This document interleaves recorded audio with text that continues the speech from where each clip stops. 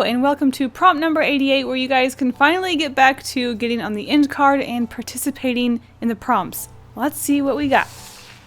Oh, we got a triple. It's been so long. Okay, we've got toolbox, fish bones, and zipper. Okay, starting off strong. Here we go. So my main focus in these prompts was the toolbox because I felt like it was going to be a pretty prominent item, I guess, between all three of these. So when I think toolbox, I think someone wearing a sort of coverall worker mechanic outfit. What is that called? I don't even know. Oh my gosh, okay, so when I said that, I thought, you know, the thing people wear at work so their clothes don't get dirty because they're a mechanic, and it made me think, oh yeah, I was going to make the characters really dirty in this drawing, and I looked over at the drawing, I didn't do it. So I'm probably going to really quick make them dirty and then include a shot at the end of the video where I made them dirty. Okay, continuing on with my ideas. When I thought toolbox, it made me think zipper would be the zipper to that one piece, and then fish bones could be lunch. So the first sketch, I have a cat who works as a mechanic, running with her toolbox to work, wearing their zipped up one-piece suit with a fishbone hanging out of their mouth like the whole anime girl toast thing. I thought it was a cute and silly idea. And then I kind of fell in love with this character, and I couldn't get away from the idea of this cat working as a mechanic with their toolbox and their fishbone and their one-piece suit zipped up. I loved it for some reason, so I wanted to give this tall, skinny cat a short dog partner, I guess, and they would be working on a car, and that's where I went from there.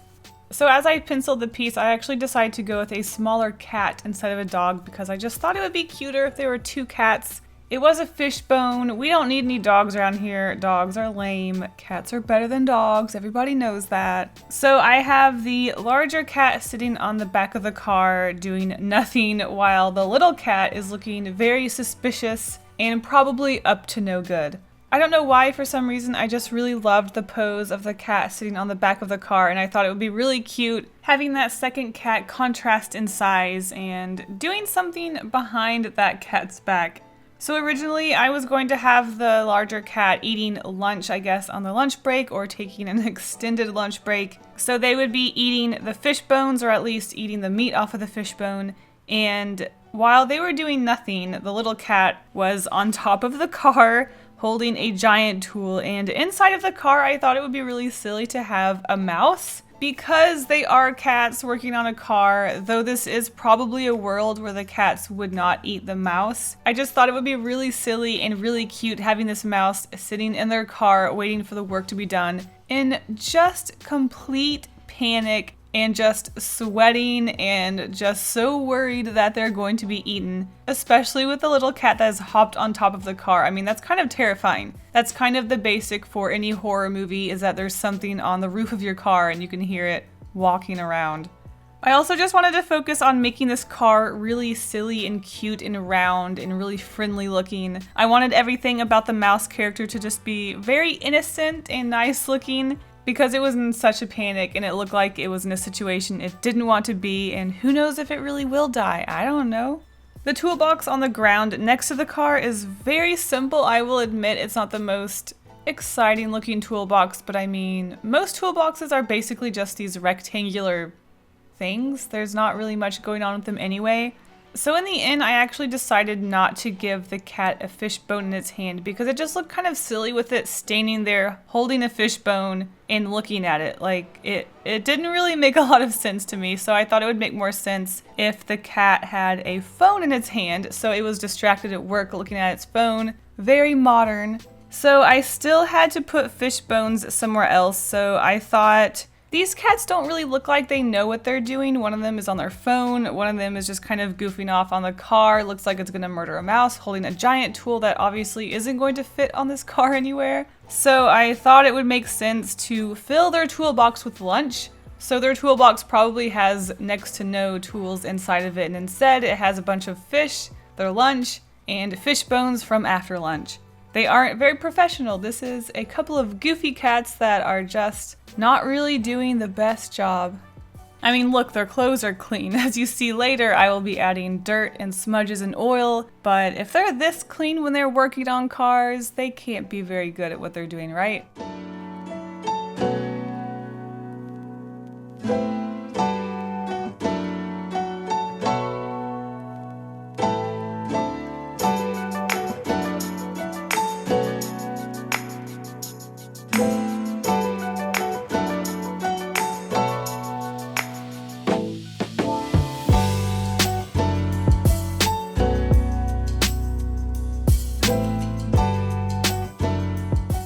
So when it came to coloring this illustration, I wanted to make it a little brighter than usual. I know this is sort of a very common theme for me lately. As I keep saying, I do like my earthy tones and they aren't going anywhere, but sometimes I do feel like if I push myself to use brighter, more colorful colors, it's just going to make the overall feeling and just make these illustrations look a little more pleasant than if they're just so dark and earthy all the time. It's a little hard and I always feel like I'm going against my instinct to make things earthy by making them bright, but I really do like the outcome and I still keep a little bit of the earthiness in there. On screen it looks a little bit like a neon yellowy color for the cats, but actually there's a little bit of orange in it and it's almost still earthy, but also it's still bright. So I've kind of got the best of both worlds in this coloring and I do like it. But when it came to the actual colors, there was a few things I wanted to play around with, but I wasn't sure on what I wanted to do. At first, I thought it would be really interesting to make the mouse and the car warm colors and then keeping the cats cool colors, but then that would mean that the cats would have to be gray because I didn't want to make purple cats or green cats, and I knew their suits had to be blue because I just felt like that was a classic look. So in the end, I decided to go with a red car with a reddish brown mouse, and then I went ahead and just made the cats yellow and their suits blue, which meant I was doing a sort of primary color illustration. Now yes, I know the official primary colors are magenta, cyan, and yellow, but red, yellow, and blue, what do you want me to call those? The old primary colors? I don't know, but either way, I'm going to stick with calling these the primary colors because it's easier. I don't want to hear your sass in the comments. And yes, I know, I'm still going to hear your sass in the comments. Overall, I do think that choosing red, yellow, and blue really worked well with this illustration. I did try my best not to mix any colors, so no purples, no greens, and no oranges. There is a little bit of orange on the cats, but overall they are pretty yellow. I really do like this sort of basic color look on this illustration. I mean, it is a very sort of storybook looking drawing to begin with, and I think that picking those colors and not mixing a lot really helped with that look too. Though I will say something else I ding forgot was I think I meant to put a sort of bordering sky in the background, so this drawing is just full of all sorts of forgetful things. But which of my illustrations isn't, am I right, guys?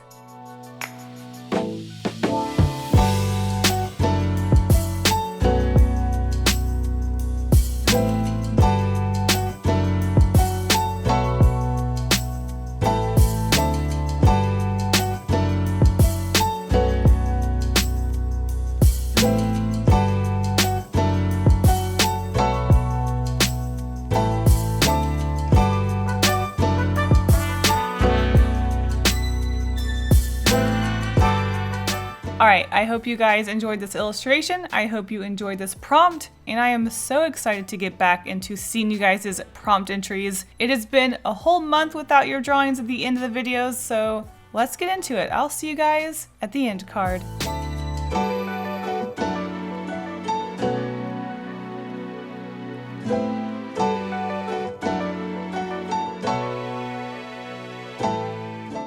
Hello and welcome back, long time no see, to the prompt end cards. Excuse my sick voice, I am getting over a cold. Let's just get into the featured artists. First we have Leash the Avocado, I hope I said that right, who created their own Yeti creature who has a big foot on the end of their tail, and they are tricksters and create these footprints to trick people, so I really loved that design concept.